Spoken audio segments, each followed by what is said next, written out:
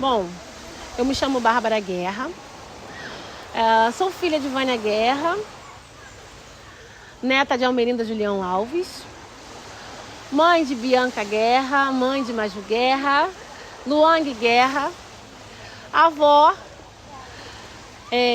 de Heitor e Victória, a nossa Abaiomi Guerra. Sou quilombola, moro no quilombo da Ilha da Marambaia, tenho 44 anos, sou empreendedora quilombola, estou aprendendo a caminhar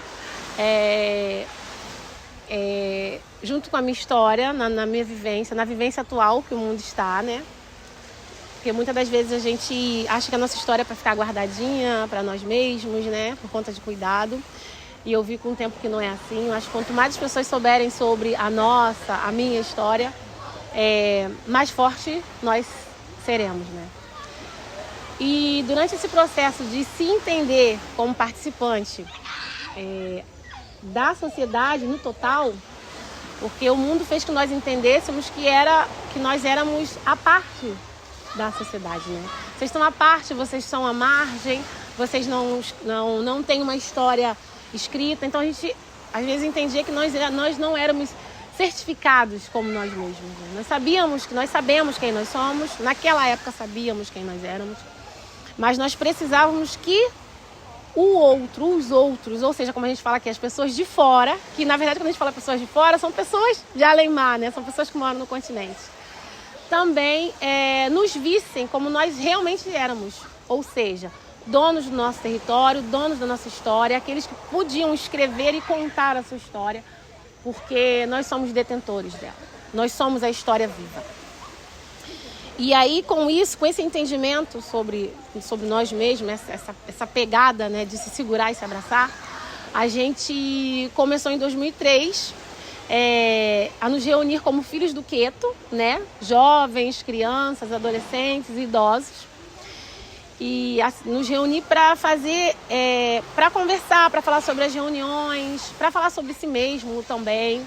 E para resgatar dentro da comunidade a parte coletiva de algumas manifestações culturais. Ou seja, as manifestações não haviam morrido ou se acabado, porém já não eram aquelas manifestações com grandes rodas, como a capoeira, como o jongo, como o maculelê, puxada de rede, dentre outras coisas, né? Até mesmo os forróis nas casas já não se tinha mais tanto como era antes. Então se escutava tudo isso, se conversava com tudo isso dentro das suas casas, na sua roça, na sua família, nos seus locais, assim, né, individuais.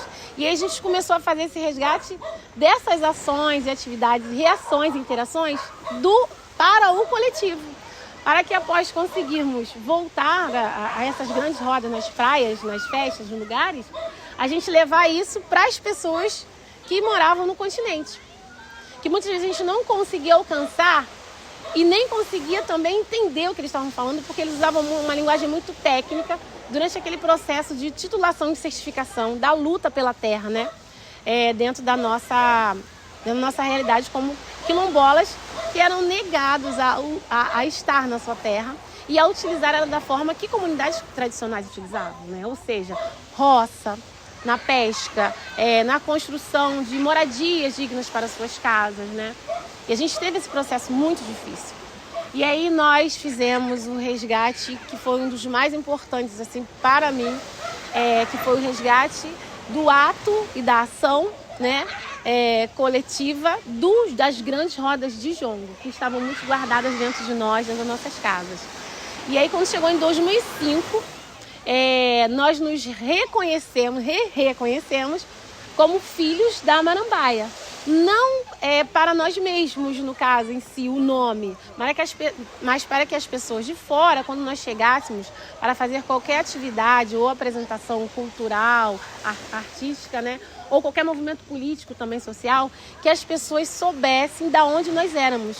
Nós não éramos só um grupo cultural que estava levando uma arte ou o corpo, né, em si, uma arte corporal, uma música, ou enfim, poesia, dentre outros, mas nós éramos sim um coletivo de arte quilombola que trazia toda a história quilombola no corpo, na voz, no modo de olhar, no modo de gritar e falar a própria história. E nós queríamos ser entendidos como nós falávamos. E não só ter que se esforçar para entender como eles falavam, entendeu? Então a gente queria ser entendido de todas as formas. E a gente fez do jongo uma bandeira de luta. Não só o jongo, outras manifestações também. Mas o jongo foi uma das principais. Porque com o jongo, nós íamos dançando o jongo em grandes rodas com os nossos parceiros, nossas rainhas e nossos reis. E nós cantávamos a nossa história e íamos entrando em muitos lugares que muitas das vezes a instituição que nos protegia, né, que na verdade, que de verdade nos protegia, que era a nossa associação Arquimar, ela às vezes era privada de entrar. Porque não, vai uma instituição, vai causar confusão. Não, a gente entrava dançando, cantando e contando a história da comunidade, falando sobre Arquimar, falando sobre o nosso alimento, sobre a nossa lida, sobre a nossa luta, sobre a nossa história, sobre o nosso sofrimento, entendeu? Através dos pontos e das músicas de jongo. Muitos desses pontos e músicas foram criados durante esse resgate dos atos e ações e atividades coletivas das manifestações da comunidade. Ou seja, os mais velhos, ou os mais velhos, como nós falamos, os tios e tias, avós, eles nos deram o prazer de dizer, não, vocês podem cantar a história de vocês. Porque em uma época distante, na época deles, como a gente fala, criança não tocava, não dançava jongo e mulheres também não tocavam jongo.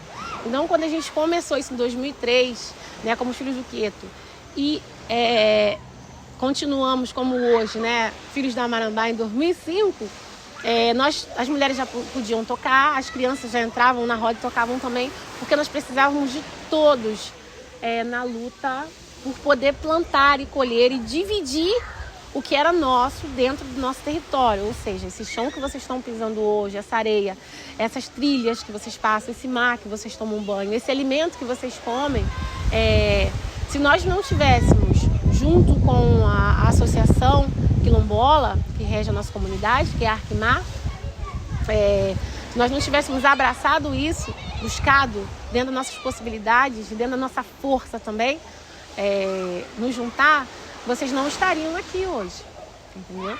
Então, os Filhos da Marambaia foi muito importante, para a titulação e certificação desse território. Então, para mim, que foi uma das fundadoras, junto com as mais velhas, junto com a minha mãe, com a minha avó, com a minha tia-avó, junto com a nossa princesa Isabel, tia Isabel, que eu gosto de citar muito o nome dela, seu Naná também, que foi um dos homens que estavam junto conosco, e o seu Joel e a esposa dele. O seu Joel é importantíssimo para isso. Quando minha mãe foi pesquisar sobre o jongo, o seu Joel contou uma história interessantíssima para nós. Só que ele não chegou a ser o nosso rei, porque ele já estava bem debilitado na época, e ele já não fazia grandes caminhadas, já tinha mais um cuidado com o corporal, que já estava bem idoso. Mas o seu Naná foi o nosso rei e a tia Isabel foi a nossa rainha do jongo. E tia Isabel já não está mais conosco, O seu Naná ainda está aqui, ainda é o nosso rei. Hoje nós temos um príncipe e uma princesa, não temos ainda uma rainha do jongo.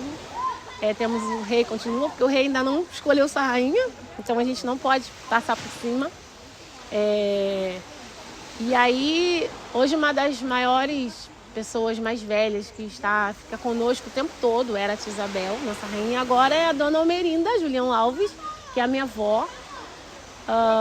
Eu tenho muito orgulho de falar que é a minha avó, porque é uma das mulheres assim, que me dá mais força. Por qualquer problema que eu tenho, quando eu estou lamuriando fisicamente, emocionalmente, eu olho para ela e sempre brinco. Eu tenho uma brincadeira assim, que ela ri, que eu falo, quem criou o tal quadradinho de 4 que toda a juventude fala aí, que muitos julgam, outros não. Eu tenho certeza que foi minha avó. Foi minha avó Almerinda. E não tinha um nome, era um requebrado. E é uma coisa que ela não disse com essas palavras, mas eu guardei, que a força da mulher está no requebrado. E o maior requebrado que nós temos é aqui. Todo mundo acha que quando a gente fala requebrar, só, usar o rebolado, enfim, mas é aqui dentro. Eu hoje, por exemplo, meu físico já não está mais tão bom para rebolar, vamos dizer assim. Mas a minha cabeça continua rebolando o tempo inteiro, sem parar. E isso graças às mulheres da minha família, Os homens são fortes também, mas as mulheres da minha família são insuperáveis. As mulheres da minha comunidade são invencíveis. E eu me sinto insuperável, e eu me sinto invencível, porque eu tenho elas. E o meu maior medo, assim, hoje, é perder qualquer uma dessas mulheres. Qualquer uma. Eu não estou falando só das mulheres da minha família, as mulheres que têm meu sangue. Eu estou falando de todas as mulheres. Mesmo aquelas que socialmente, assim, dentro da comunidade, são distantes, né? Porque mesmo sendo uma comunidade marambaia, que a gente vai falar, ilha pequena.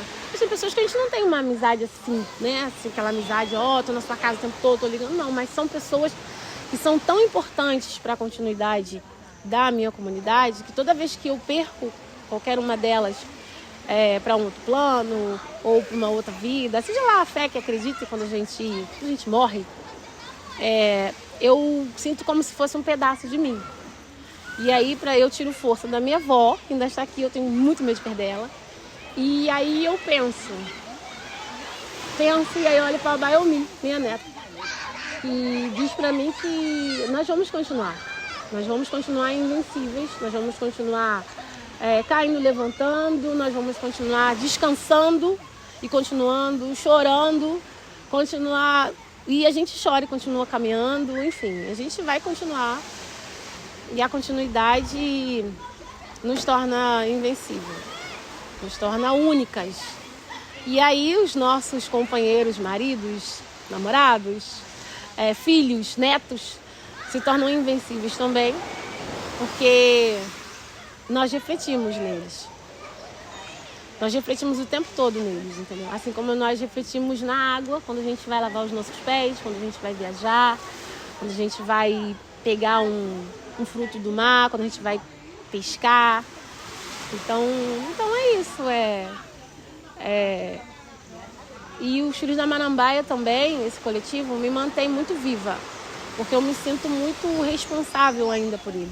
Tem outros jovens aí que estão pegando pela cabeça e estão fazendo, mas assim, eu ainda me sinto muito responsável e às vezes eu quero muito descansar. Benção, avó! Eu tô aqui! Eu ainda tô aqui! Tô falando de ti! E é por causa dela. Eu sou reflexo dela e eu a amo demais. A minha avó, minha mãe, minhas filhas, todas as mulheres da minha comunidade, Sônia, Glória, todas elas são muitas. Os Filhos da Marambaia nos mantêm fortes também. E nós estamos, as mais velhas, como eu tô falando, tipo assim, que não eram as mais velhas antes, que hoje são, tipo eu, Rita, Angélica, Alessandra, né, que éramos novinhas, mais novas naquela época, né, já não éramos senhoras, éramos jovens, né. Hoje nós somos as velhas, somos coroas aí, mas a gente ainda se mantém de pé muitas vezes quando a gente está até com dores físicas mesmo por conta dos Filhos da Marambaia, da história dos Filhos da Marambaia. Que a gente deita e fala, não quero mais não.